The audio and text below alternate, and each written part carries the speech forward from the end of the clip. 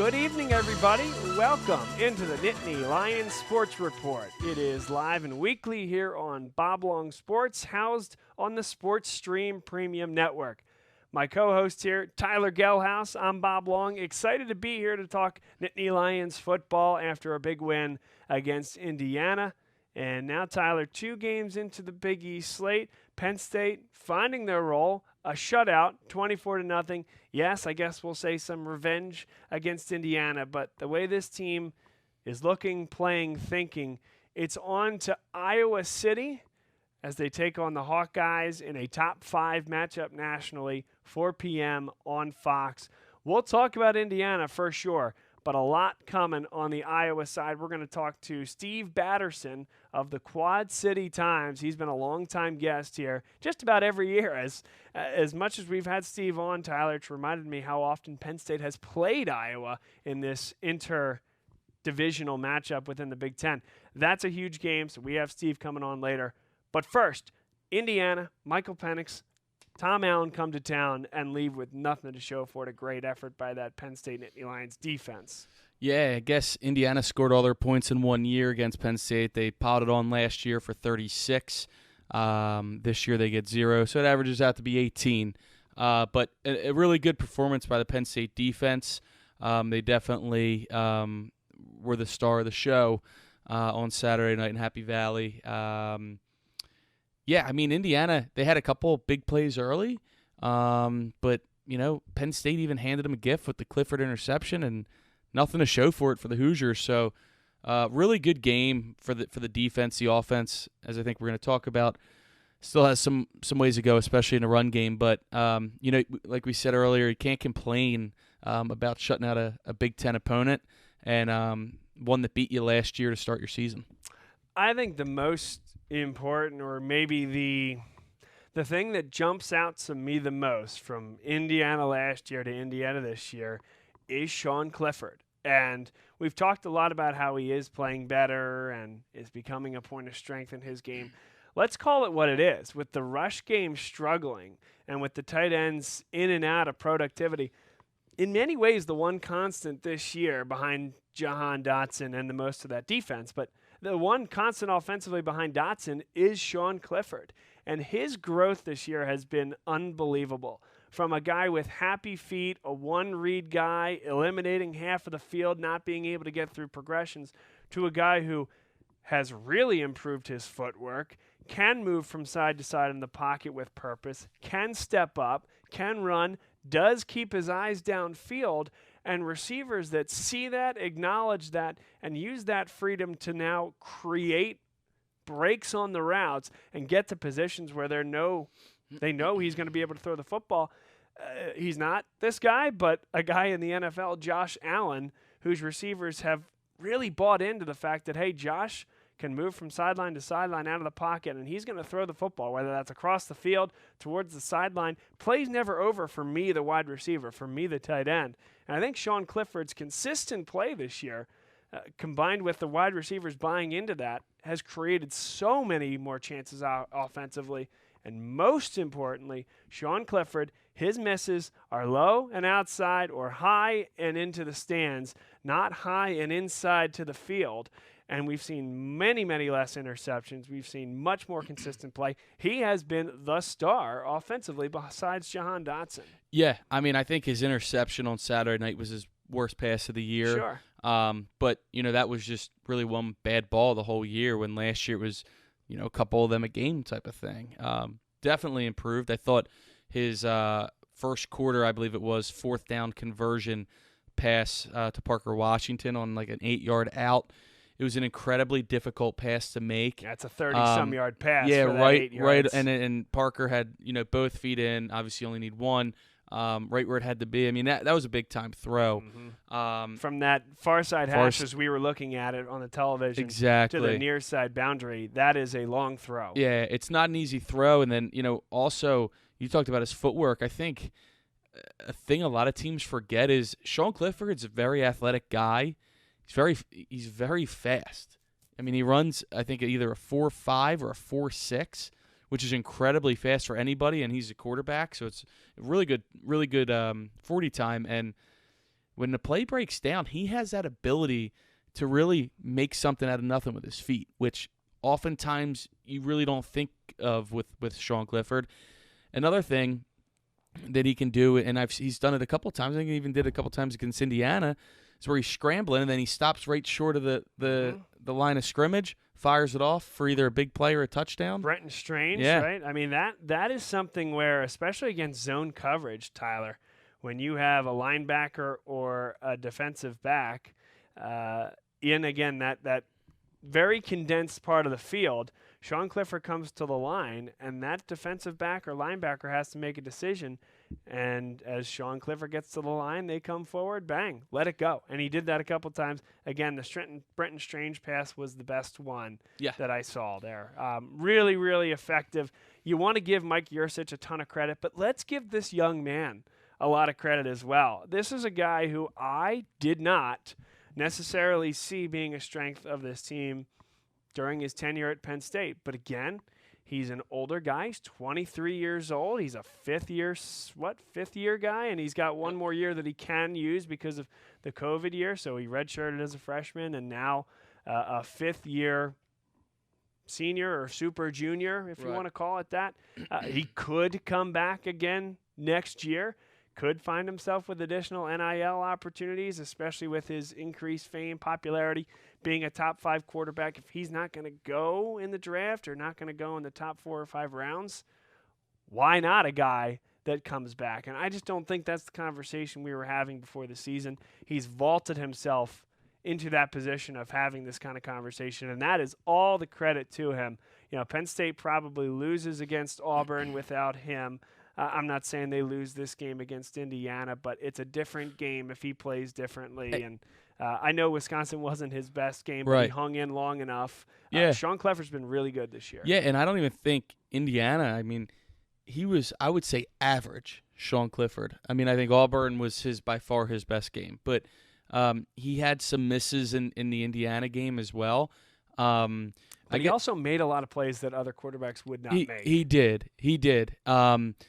But I'm really interested to see how he looks going into Iowa, because if you remember 2 years ago, Penn State was also top 10, and they went to Iowa City, and first, I mean, really that whole game he looked like a deer in the headlights. They won the game. Scored 17 points. Yep, they won. What was it, like 17-12? 12, I believe. So.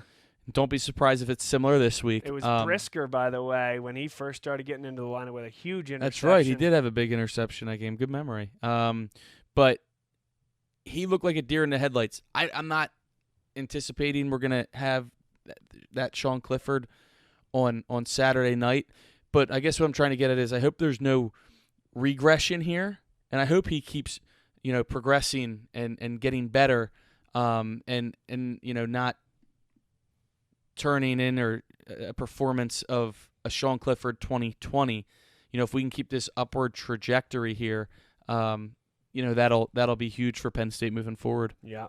No, again, a fantastic game by Sean, or really just the first 5 games here of the season. One play we want to talk about, and that is what I thought was an excellent play design, pretty good execution, which is that shovel pass inside to Brenton Strange. They found really unique and effective ways to get their tight ends in the mix along the goal line. Of course, the one that jumps off the page at you is Tyler Warren. And what they've done there. That didn't work against Indiana. That's not to say it's not a good decision. It's not just a bad decision because it didn't work. It's not just a good decision when it does work. But I get it, right? You're trying to find ways to be effective in short yard situations, and we can talk about the running backs in a second. But I thought that play was excellent.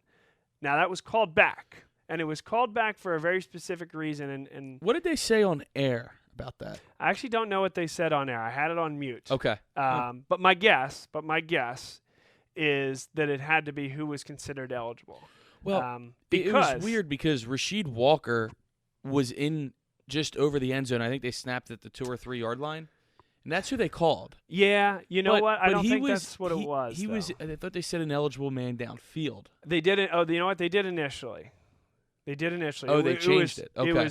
It was a ineligible receiver catching the pass, Brenton Strange. So what it comes down, where he was lined up or something. Actually, what it turns so. He was blocked. Basically, if you're on the line of scrimmage, you have to be the receiver that is the furthest out. So in that case, it was either Dotson They or were lined Lambert, up like with him, essentially, right? on the line of scrimmage, just all the way to the sideline. And so right? is he. And he's always going, well, he doesn't have to be. Because he could be like a little step bit off. behind, right? But what should have happened in my mind is Parker Washington or whoever was out there can take one step off the line. Because whoever is the furthest out They can't cover him. that is on the line is automatically eligible. Right. But you can't have a second guy then. He's got to on the be line. off of it, exactly. He's got to be off the line. Gotcha. So you had two guys on the line, which made the receiver eligible, which and the then tight end made him not. ineligible. Gotcha. And that's an easy fix. Yeah. No problem with that. I thought it was an excellent play call, so I don't think Penn State fans should take anything away from that saying, hey, why are they not getting lined up correctly? Everything was right there. That's a minor fix. And probably something that shouldn't happen, but not the end of the world either. I love that play because if he drops that football, it's an incomplete pass. That's the best part of that type of play. When you flip it forward like that, either on a jet sweep or on a shovel, right? That's a tough pass through space. Not going to get intercepted, if not, at least not very often. But it is something you could fumble, drop. Hey, you get to do it again. Right. Great play call by Yurcich. Again, it didn't count, came back, and then Dotson makes an absolutely unbelievable catch in the back of the end. It's true. Ball don't lie. So, but I think you're going to see that play, the shovel pass to the tight end a couple more times here, for sure, at the end here as we get going here in the season. So why are we talking so much about these end of or condensed field situations and these tight ends and how they're getting them impacted in a creative way? It's because the running backs have not been as successful in short yardage situations. Let's talk about Noah Kane here. Is it me, Tyler, or did something look wrong there? You know, I think he kind of looked off. Is he hurt? Well, you got to remember. I know you know this, but 2019 he got injured. Michigan State. Yep. Last year he got injured. Indiana. First sequence of the entire first season. Couple plays. I don't know if it's. I can't imagine. They would put him out there, assuming he's being honest. With a physical injury. Is there a mental side of it? I don't know. I mean, I don't want you don't want to get hurt again. You're thinking about your future and all that, which is understandable. I guess. In order to have the future you want, you got to be more productive. Sure, but you also could be playing not to get hurt, and that's when you get hurt, in my opinion. Sure, absolutely. I don't know. He looks, not that he was ever the fastest guy or anything like that. Just looks a step slow. And tentative, I think. That's what I'm saying. Yeah, that's why I don't know really what's going on. And we're in like the fifth game now. I could see if it were the first couple of games he was playing like that, but you could argue that Wisconsin was his best game. Sure. And not that he lit up the stat sheet, but he came up clutch at the end of the game. So if there was any game where you would think, oh, maybe he's just a little rusty, it would be Wisconsin. But now we're kind of going reverse of what you would have thought. Agreed. So I feel like something's up with him too. I can't really pinpoint it, but he doesn't seem like the Noah Kane that we're familiar with. Not a particularly physical back on Saturday night. At first contact, he went down. Even the very first play of the game. It kind of looked awkward to me. I thought he got hurt, and he kind of just ran, and the guy didn't even really tackle him. They kind of just ran into each other and fell. And he went way back. Yeah. Yeah. So I don't know. Usually, he's looking to run somebody over. Right. I agree.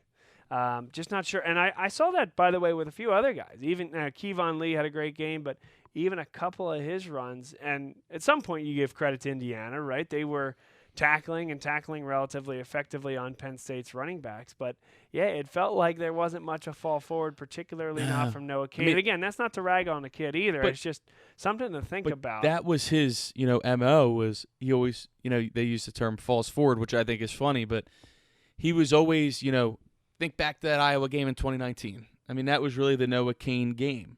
He got every first down you needed down the stretch. He scored the touchdowns. And then now I don't really know how much we're going to see him on Saturday afternoon. So he did get snaps into the fourth quarter. He did. I personally, right now, I prefer Lee and Lovett. Because I think they can complement each other pretty well. The one being the bigger bruiser, and then Lovett, I think, he's got more of the home run threat ability, receiving out of the backfield, I think. Lee seems to have, and I get it, home run threat, right? But you got to get yourself to the second level somehow, and then your speed dictates. Lee did. I think Lee's got excellent vision. Is what I'm getting at. I do too. Earlier in the season, I felt like he was dancing around a little bit, going too much east to west, and trying to cut it back. Look, I mean, I like Noah Kane a lot. Obviously, he's had a lot of. I'm not saying that this is it or anything like that, but I think if you're being honest with your running back room, I think you kind of have to go Lee Lovett and then probably Kane at 3 right now. That's what we've seen over the years at the position. Sure. Yeah, guys like Ricky Slade, who were the next heir apparents, ended up at Old Dominion because of guys like Noah Kane and Devin Ford. Journey Brown, right. Journey Brown. So what do you think the running back rotation, I'll throw this one on to you, has any impact on the lack of running game right now? Success of running game? No. I mean, you got to get the right guy out there. I don't think necessarily blocking for 3 different guys is having that major impact. I just think that potentially Noah Kane's leaving things out there. Right. It's a personnel decision. I don't think it's something where Eric Wilson or Rasheed Walker are thinking, is it John Love? No, I don't.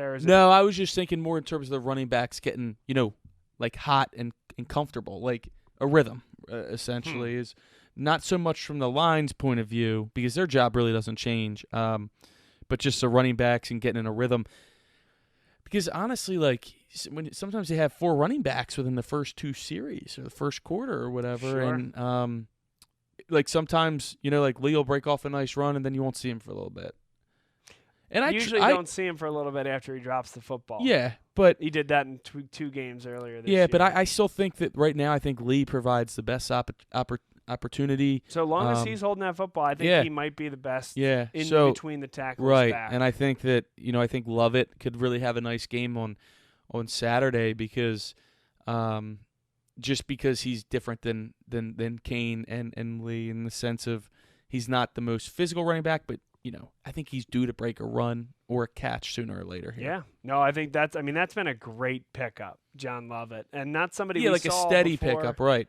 We didn't see him before the Auburn game. He was in the doghouse. We weren't sure what number he was going to wear. It was almost as if this season was going to go by and he was going to be Weston Carr, a guy who came in and some folks had some expectations for. Now, he was a D3 guy, but and just never saw the field. But Lovett has been an impact transfer right away, as has many other guys. I mean, Ebiketie and Tangelo, Wilson. Yeah. I mean, they got really good transfers in this year, which is, Johnny Dixon, cornerback. Got some time? Yeah, at the end of the game there? I mean, they really hit that transfer. Between the transfer portal, and I know we're getting away, and I'll make this quick, but between the transfer portal that they got in and to being able to hold on to guys that could have gone to the NFL, Dotson, Brisker, the first 2 to come to mind, I mean, that's why you're looking at a 5-0 team. Obviously, Sean Clifford has a lot to do with that, Mike Yurcich. But if we're being honest right now, being able to get those guys back for another year, which, by the way, is also helping their draft stock. So it's a win-win for everybody. It is. It's a good place to be. Happiest of valleys, huh? Right about now. Hey, I had one more comment on the Indiana game, and that's quite simply they talked about Jack Tuttle, who came into the game when Penix got hurt. And they said that the Indiana staff thinks that they have the best backup quarterback in the Big Ten. That Tuttle, they think he's the best backup quarterback the Big Ten has to offer. I have 2 reactions to that. One, if he was really that good, he'd probably be starting over Michael Penix. And 2, I would say that that's probably one of the 3 guys over at Ohio State right now that are 5-star kids. I mean, he's a good quarterback, good backup quarterback, but I mean, I wouldn't put him that high either. Yeah. And I didn't hear the broadcast because I was there, but hey, he might be the backup at Penn State. That wouldn't surprise me. But he would probably be, like you said, 3rd or 4th at Ohio State. I mean, even Michigan's got a good little not little, but good backup right now with McCarthy, the freshman. So, that's I mean, he should be starting then, right? I guess because so. Penix is out with something with his shoulder I saw, and he's week to week. So I guess we'll learn a lot more about Jack Tuttle, if that's his name, in the next couple weeks here. Not what we're going to keep our focus on, though, now as we move to Iowa week officially. Kinnick Stadium is the home of this one here. That's where the venue is this weekend. It's an awesome place. I was out there just this summer for a wedding, and so we snuck our way into Kinnick Stadium. Tyler, it's absolutely beautiful. We should take a road trip or a flight, I guess, at some point one of these years to go see a road game there. Absolutely fantastic. The great tradition of waving at the Children's Hospital, which is behind the one sideline. The press boxes are on the one side. The stadium's open at the other top of the other side. So the Children's Hospital, it truly is, for those that are wondering. It's right across a 2-lane street and scales high above the football stadium. So, yes, a lot of those kids have views of the football field, and when they turn around and wave, that is a heartwarming moment and a great college football tradition. Another great college football tradition about Kinnick Stadium, a 70,000-plus seat barn. Penn State's locker room is going to be painted pink. Pink road locker room, and the legend has it is pink is a color that softens emotions and reduces testosterone and other things of that nature, so they are trying to winnow away Penn State's physical presence and anticipation of that game through the pink locker room. And that's for every opponent, not just of course. Penn State. One of those gimmicky things. That would be a lot of paint jobs. Yeah. Which, I mean, I guess you could say it has worked to a certain extent against Penn State, but the last 2 trips there, Penn State came out victorious, albeit the one, obviously the Saquon Barkley game in 17, with the last play of the game, Juwan Johnson touchdown, and then 2019, as we talked about a little bit earlier, was a grinded out type of game, and I don't really see this game being much different from that game in 2019. So locker room and wave aside, it's going to be a really good game. First time, and I don't even know how many years they said, Bob, but first time there's 2 top 5 Big Ten teams when Ohio State isn't one of them that are facing off against each other, and that's what we're going to have on Saturday, and I think there's some pretty interesting storylines and matchups here that we can get into a little bit. Yeah, Kirk Ferentz, head coach of Iowa, has been there for a very long time. It just feels like every 5 or so years, one of his teams finds their way to the top of the Big Ten West, and this is that year. They have college football, very reasonable college football playoff hopes and expectations at this point, based on what's going on with Clemson and where they are. But, where Ohio State is right now, there are opportunities here. The way Oklahoma's playing, I know they're still unbeaten, but their traditional power, Notre Dame just lost this weekend to Cincinnati. There is going to be an opportunity for this team to make the college football playoff, because this is not necessarily an Alabama, Clemson, Ohio State, Georgia type of year, an Alabama, Ohio State, Clemson, Oklahoma, although certainly 2 of those teams can easily still make it at this point. The door has opened for a team like Iowa, and let's call it the way it is, a team like Penn State. It's a huge game this weekend. Yeah, I mean, this game has huge Big Ten playoff implications on it. I think, put it this way, if Iowa were to lose this game, I still think they can run the table based upon their schedule, and they're likely going to Indianapolis regardless. I think Penn State, on the other hand, they have a much tougher schedule. There's no way around it. I mean, you still have Ohio State, Michigan State, Maryland. So you still have a couple, tough games there. If Penn State can somehow squeak out a win here, it puts them in a really nice spot. I still think there's probably at least one loss on the schedule somewhere. It's just kind of how college football is these days, I feel like, especially with a very difficult Big Ten East. So I think Penn State, this game probably, in terms of the Big Ten race, they need it, because I still see a likely loss on the back end of the schedule, whereas your 2 losses, that probably puts you out of it. Whereas Iowa, like I said, if they lose, they're still the front runners for the West. Yeah. Tyler Goodson, starting running back. It'll be a 2-back system, but he leads them in carries and in yards. A guy who is only a junior, but it feels like he's been here forever. Yeah, it really does feel like he's been here for a long time. And Tyler Goodson probably one of, if not the top running back in the conference. Yeah, really good. And he's going to be tough for Penn State to stop. That's one thing where Penn State's been really good, though, is stopping the run. So I think that, like you said, that's a strength against strength right there. He's also their, second leading receiver. So they like to do a lot with Tyler Goodson. So Penn State's obviously going to have their eyes on number 15. Laporta's a really good tight end. He's leading them. Laporta is their leading receiver. He's a tight end. And that doesn't sound that crazy for Iowa. I guess you think back to like Dallas Clark when he was there years ago. Oh, Noah Fant, TJ Hawkinson on the same they team. really have good tight end history at Iowa. And they're their top two weapons offensively. Their wide receivers, I don't know how else to say this, but they're really average, I guess you could say. Tyrone Tracy, Nico Regani are the starters. I'm not even sure if one of them's in double-digit catches this year. I want to say their leader isn't even over 150 yards, whereas I believe Penn State has 3 guys that are over 150. And I think that Penn State's cornerbacks match up well with a lot of teams, and I don't see that being any different with Iowa. So you're really focusing on Laporta, the tight end, and Goodson, the running back, for the most part. Yeah, you're absolutely right. And as good a time as any to talk about this Penn State defense because, we spent a lot of time talking about Clifford and some of the struggles of Kane and the unique ways they're involving the tight ends. What about Brent Pry and the defense that just pitched a shutout against Indiana? It is tough to pitch a shutout in college football. Really tough. Well, yeah, I mean, it's tough because the team's always going to have, for the most part, especially a conference game. I mean, this isn't like Idaho you're playing.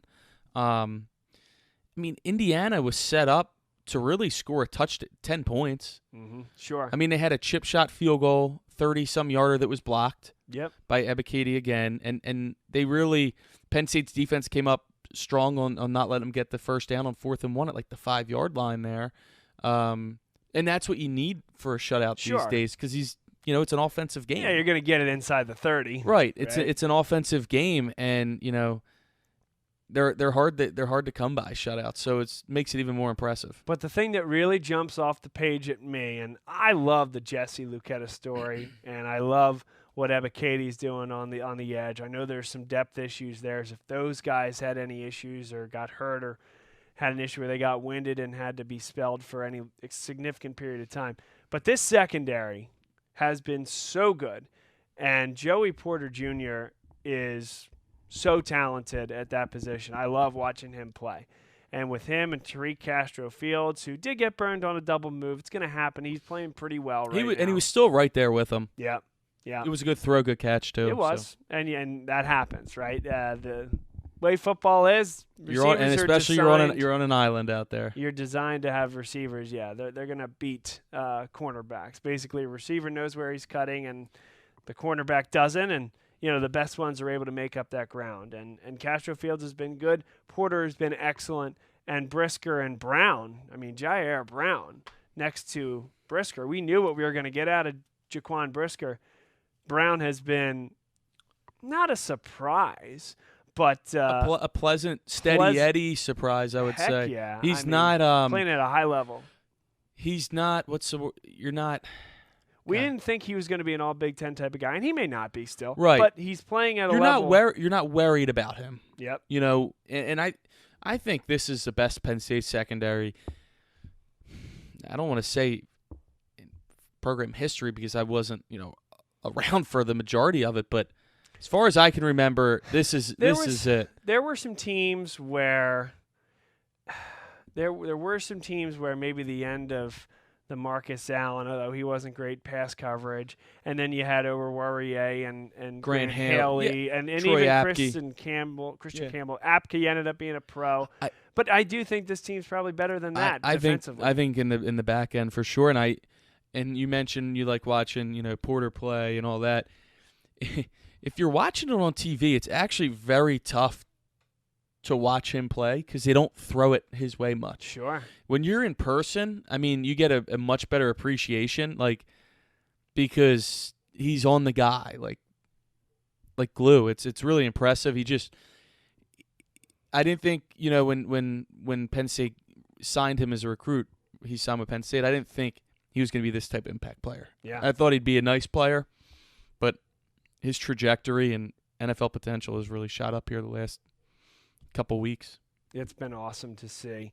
Yeah, the defensive secondary as good as it's been. And I don't think we've actually addressed. So we talk about the stout defense. Now let's talk about the stout special teams, led by our buddy, Jordan Stout, playing punter, kicking, hit the 50-yard field goal, punting unbelievably, doing whatever he wants on kickoffs. He can pound it through the uprights if he needs to. He can kick it a little higher and give the guys that are covering a chance to get down there and try to make a play. He opens up a ton of doors. He's a good field goal kicker. He's got an amazing leg. He is an unbelievable punter that could be punting on Sundays. I think he will be punting on Sundays, and I think because he can do it all, I think that's even more of a value exactly, sure. Because versatility. Yeah. But yeah, he's the one guy that in a game like Saturday night against Iowa, I don't know too much about their special teams, but he can change a game with field position. He hasn't given a kickoff return yet this year. He's hit one out of bounds. I'm not sure he's going to give up any returns this year, because it's like even if they don't, they're going to fair catch it, because by the time the guy catches it, the guy's already at the 15-yard line. And, I think there's a good possibility we're going to need him to go out there and nail some 40-plus yard kicks on Saturday. That could be the difference. Could be the difference. So keep an eye on Jordan Stout. Stout special teams here on the Nittany Lion Sports Report. Stout defense, and we talked a lot about the offense. Talked a little bit about Iowa here as well. We'll take a break and get into that a lot more. Steve Batterson is our guest of the Quad City Times. Excited to have him on. We'll do some guest picker action with him as well. Tyler, we're not doing well this year, so this is as good a week as any to pick it up a little bit. Yeah, like I say every week, don't listen to our picks. Go with your heart, your gut, not ours. I still can't get over it. I was 35-12 last year, and now I'm under 500. So yeah, time to pick it up. Not good, but we're tied, so it's going to be an interesting race. But it's a below 500. It's like the NFC East. A pillow fight. A pillow fight out there. We'll be right back, though. Nittany Lion Sports Report. Steve Batterson is next. Dunphy Ford is Mayfair's neighborhood Ford store. Nobody knows your neighborhood like Dunphy Ford. Nearly 40 years. Right here on Frankfort Avenue. Generation after generation. Our neighbors continue to be our customers. We have access to the cars and trucks you want with financing you need. Dunphy Ford is Northeast Philly's first choice for America's #1 brand. 7700 Frankfort Avenue in Mayfair. Online at www.dunphyford.com. Come experience the Dunphy difference. You'll be glad you did. Welcome back to the Nittany Lion Sports Report, everybody. We have a special guest here this evening. It's Steve Batterson of the Quad City Times. He has been a longtime guest of ours here on the Nittany Lion Sports Report. It seems like the more and more we have Steve on, Tyler, the more I realize how often Penn State and Iowa are playing each other across divisions, which is great to see. Steve, welcome, and this might be the highest profile Penn State-Iowa game since we've started talking. Yeah, certainly, no question. Both teams are positioned pretty well heading into this one, and something's going to have to give on Saturday. Only one of those two teams is going to get out of there with their first loss in a combined 20 games. So, yeah, and that's what we're here to talk to you about, certainly, because the anticipation is key. We'll be all waiting for it on Saturday at 4. But we want to know what are we seeing from the Iowa camp right now? How are the Hawkeyes and Kirk Ferentz feeling about the team they've put out on the field thus far this season? I think the Iowa defense has been kind of the portion of this team that's kind of carried things early on. Offensively, Spencer Petras returned at quarterback, but there were some young pieces around him, and it's taken some time for them to kind of mature and grow. And I think initially they were, to a degree, he was being kind of spoon-fed the offense. New receivers, 3 new offensive linemen. So, it's been kind of an inexperienced group, and they've made steady progress. And certainly last weekend at Maryland was a significant step forward for that group. Steve, when we think about Tyler Goodson, we talked about him in the first half of our show, a guy who is listed as a junior, and we can't believe that. It feels like he's been contributing at a high level for a long time with this team. What's Kirk been saying about Tyler's impact this year? Yeah, certainly Tyler's a guy who's led Iowa in rushing, both as a true freshman and as a sophomore last year. And, he continues to do good things. He's a threat not only to carry the ball, but he's also a solid receiver from that running back position. And Iowa is using him more frequently in that role as his career progresses. He's matured. He's making better decisions on the field. He certainly has skill. There's no question about that. He was the first true freshman to ever lead Iowa in rushing. And, he's part of what makes this offense go. Hey, Steve, this is Tyler. Speaking about the offense and speaking about Tyler Goodson in the receiving game, appears Iowa's leading receivers tight end is Laporta. Outside of Laporta and Goodson in the passing game, it's not, typical to see a tight end and running back 1 and 2. Any wide receivers that Penn State fans should be watching closely on Saturday. And the reason I ask is because we feel like Penn State fans, coaches feel as if that this is a really good cornerback room that we have at Penn State, and they've looked really good this year. So just trying to figure out if there's anybody on the outside on that Iowa offense that we should be worried about. Yeah, certainly Nico Reganey and Tyrone Tracy Jr. are probably the two guys to watch. They're the veteran guys in the group. Iowa also has 2 young true freshmen that have been seeing quite a bit of time. Keegan Johnson is a kid out of the Omaha area who was pretty productive 2 games ago against Kent State or Colorado State, excuse me. And then last weekend, Arlen Bruce, the fourth, who's a kid who was the Kansas City Metro Player of the Year as a junior, ended up transferring to Ankeny, Iowa High School, just outside of Des Moines for a senior season because of some COVID issues and questions about whether there was going to be a high school season for him in Kansas. Both of those guys have stepped into roles pretty quickly. They had some dynamics to Iowa's passing game, and they're going to continue to contribute more and more as this season progresses. But they both enrolled in January, went through spring ball, and have been solid when they've been on the field. They haven't been asked to do a lot yet, but they both have shown some potential.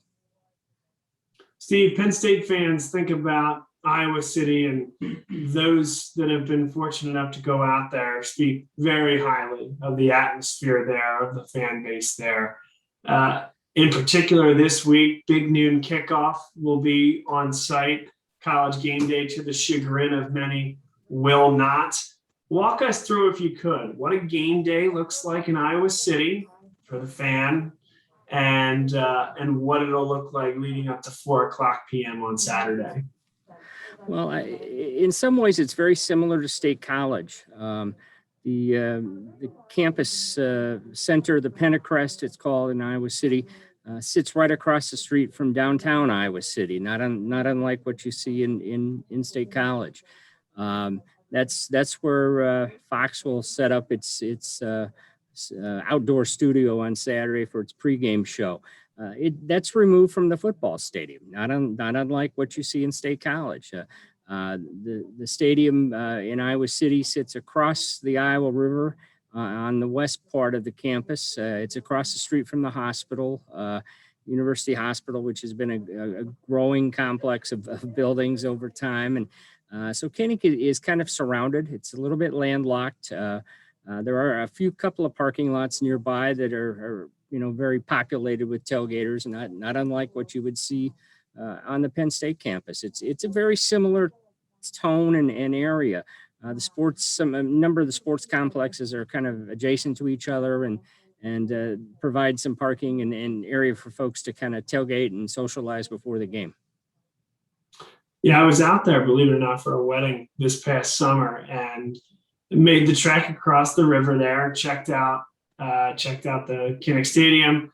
And the thing that surprised me, I know we're getting off topic football here, Carver Hawkeye Arena, now we couldn't get in, but Carver Hawkeye Arena surprised me from the outside. Just the architecture in general, built deep into the ground.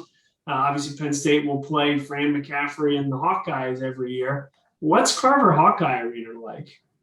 Yeah, it's kind of a unique atmosphere. You enter on the upper level and walk down to your seats. It soon will have a new wrestling facility that will be attached to the front end of the building. That will change the look of it dramatically.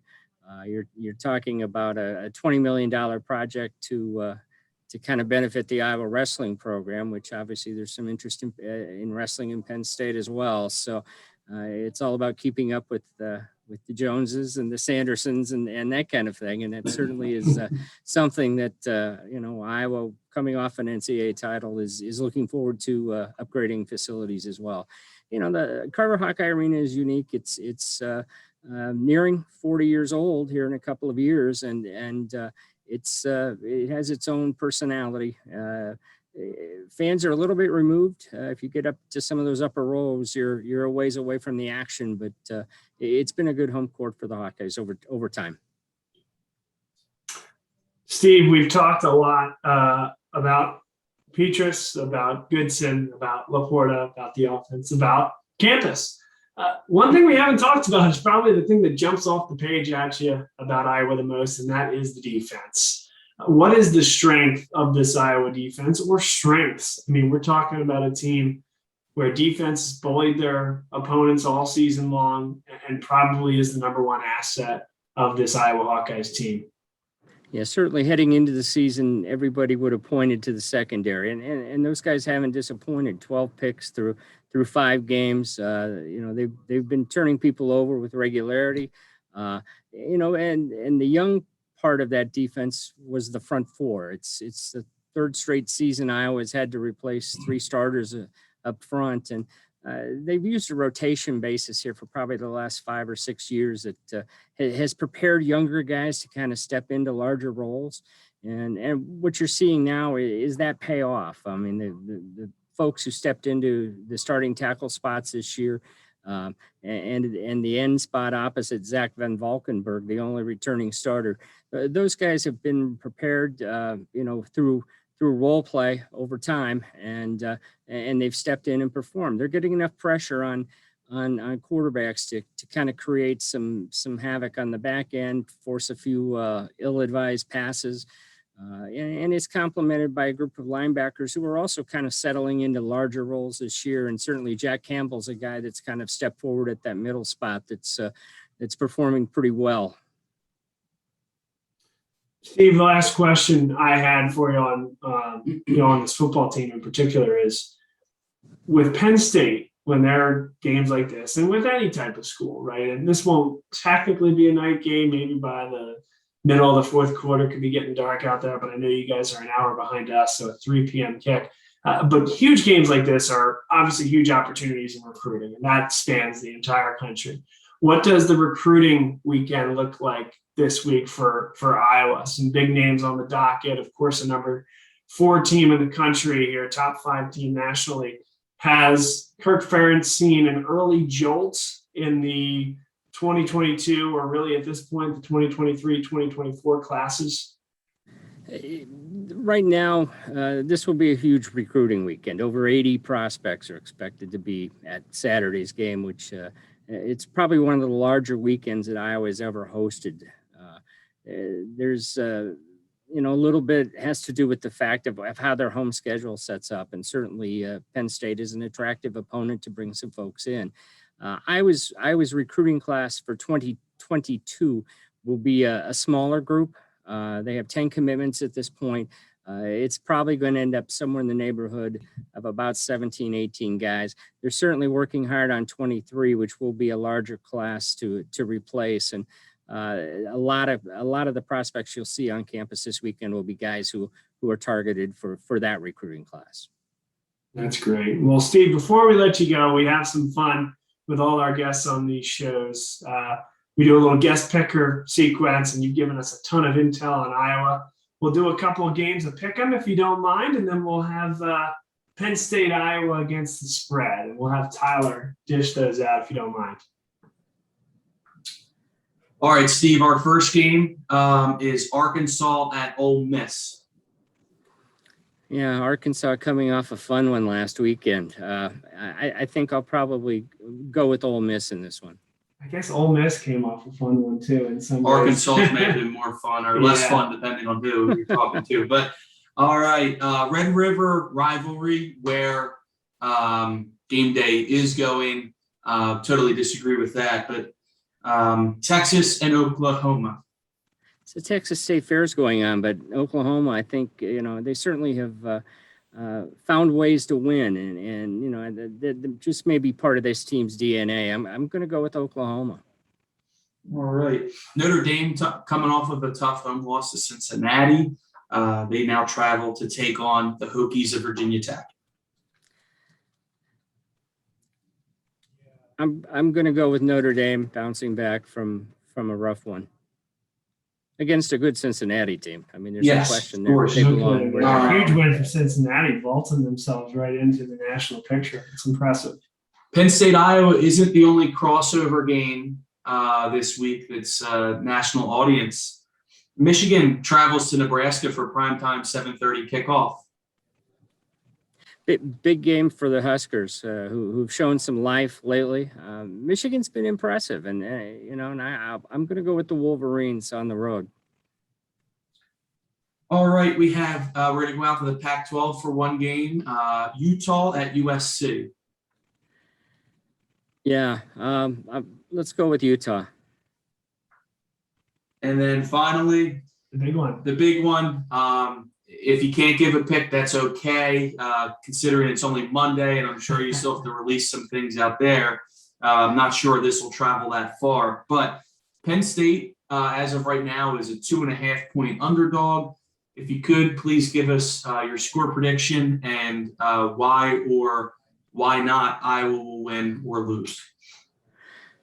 Let's go with 21-20. We'll go with Iowa at home, and I'm going to have to stick with that on a couple other picks that I make this week. So I think it has a lot to do with the home field.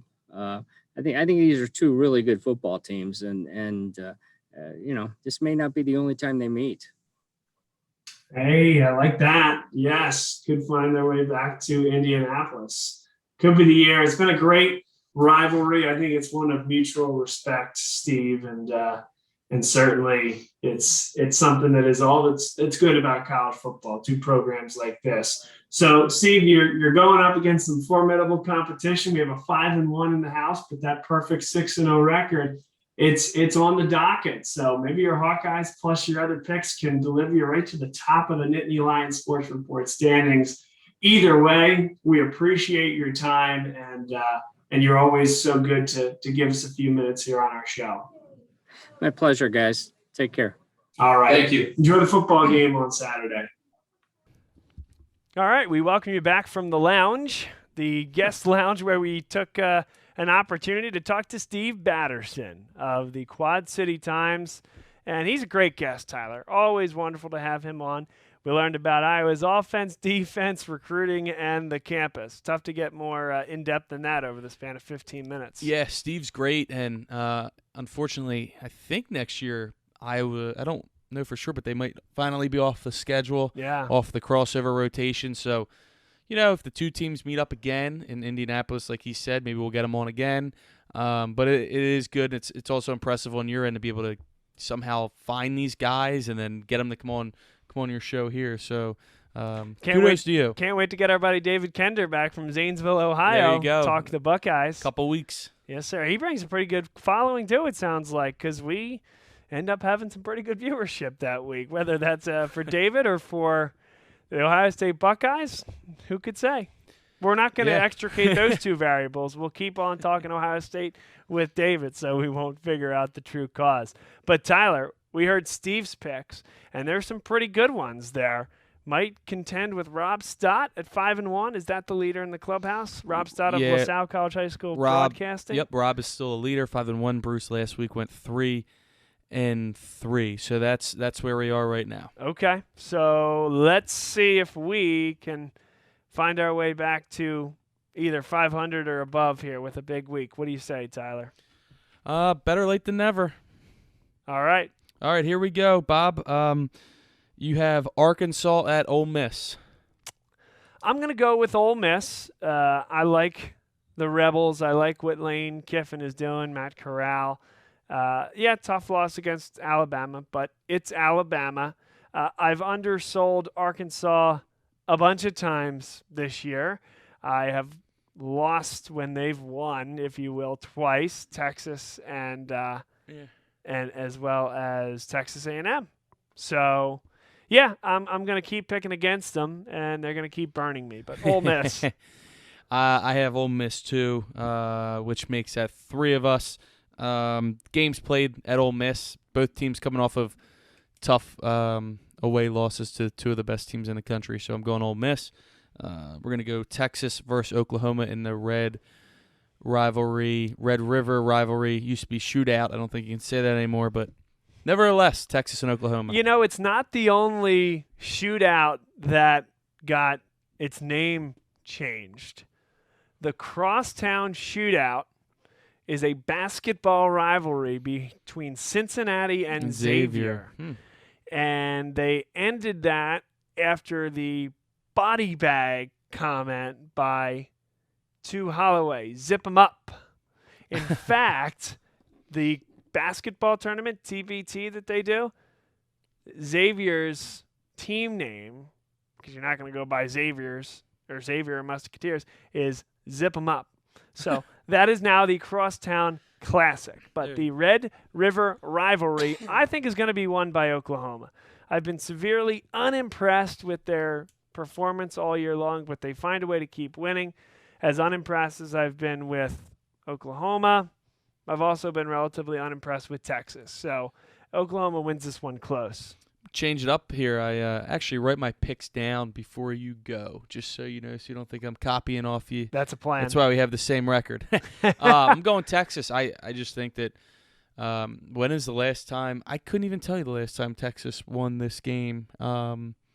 Could be sooner, more recent than I realized, but I feel like they're due. Sarkisian, I feel like, is due for this kind of win. So I'm going Texas. Next, we have Notre Dame at Virginia Tech. Yeah, I'll go Notre Dame. This is a toss-up for me. This is really a tough one because Notre Dame has played really poorly. Virginia Tech has a decent win against UNC.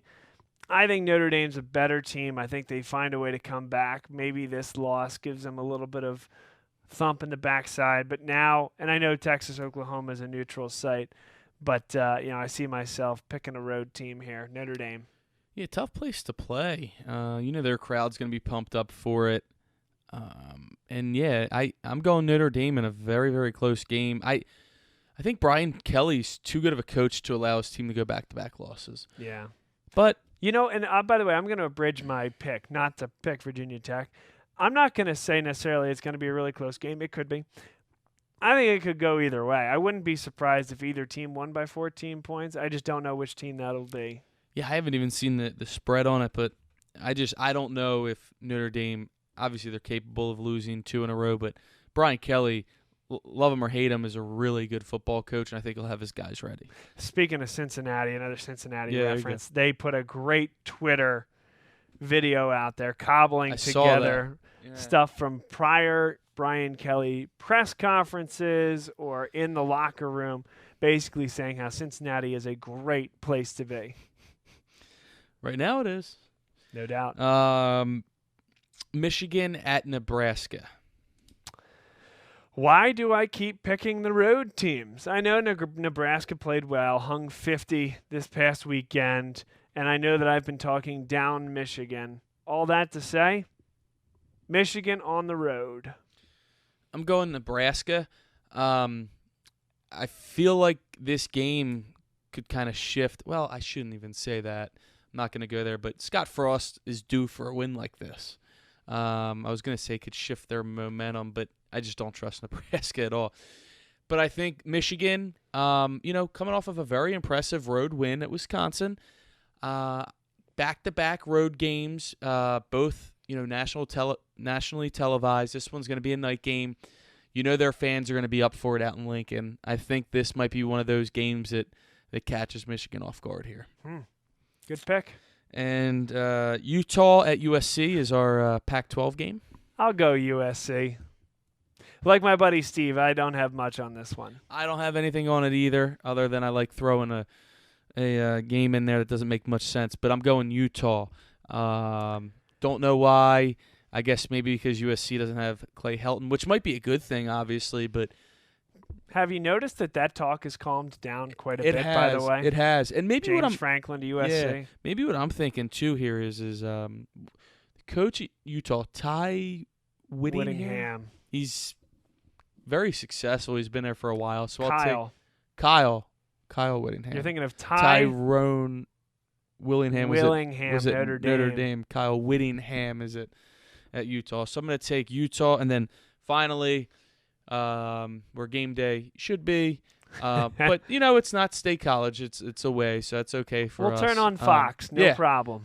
But Penn State. Hey, are they going to bring Urban back on set after his past week? Or maybe. His time in Jacksonville might be up after this year anyway. He'll go from the Columbus College bars to the Iowa City College bars, which I can tell you are a good time. Yeah, I'm sure they are. And I'm sure Urban has a different type of time than most of us there. So good shout out to our good friend Urban Meyer. But Penn State right now is 2.5-point underdogs. Let's hear it, Bob. What do you have for us? Hardest pick I've made all year. I picked Penn State to lose at home against Auburn, and they played great, and they won that football game. Call me a believer. I'm going to pick Penn State to win the game outright here. I know it's essentially a pick 'em. Steve Batterson, by the way, he picked Penn State against the spread. Mark that one down. He did. I did. Yeah. I'm going to pick Penn State to win outright, and I have this game at 20-13. I've been kind of like flip-flopping recently, and I'm actually going to take Iowa to win like Batterson, but Penn State to cover. I'm going 17-16. Listen, I think Penn State has more talent.